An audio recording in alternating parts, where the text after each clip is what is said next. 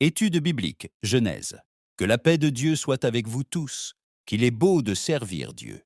Aujourd'hui, nous continuons l'étude biblique dans le livre de la Genèse et nous arrivons aux versets 18 et 19 du chapitre 1, qui clôture le 4e jour de la création. Le verset 18 dit « Pour dominer sur le jour et sur la nuit, et pour séparer la lumière des ténèbres.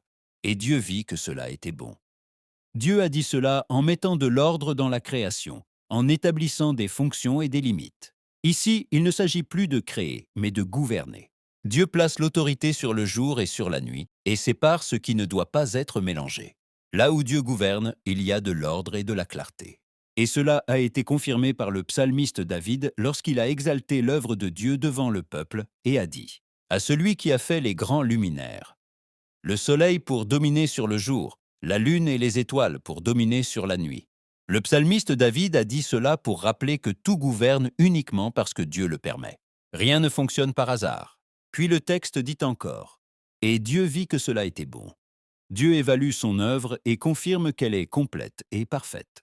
Et le psalmiste David a aussi déclaré « Que tes œuvres sont en grand nombre, ô Éternel. Tu les as toutes faites avec sagesse. » Tout ce que Dieu fait porte la sagesse et le dessein.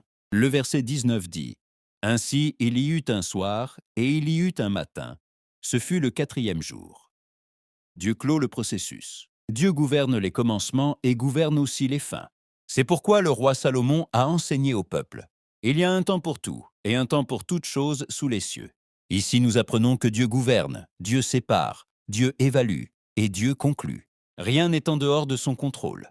Le 4e jour n'est pas laissé incomplet. Il est scellé par l'autorité de Dieu. Quand Dieu gouverne, il y a de l'ordre. Quand Dieu sépare, il y a protection. Quand Dieu évalue, il y a perfection. Et quand Dieu conclut, c'est parce que le dessein est accompli. L'écho de la voix de Dieu.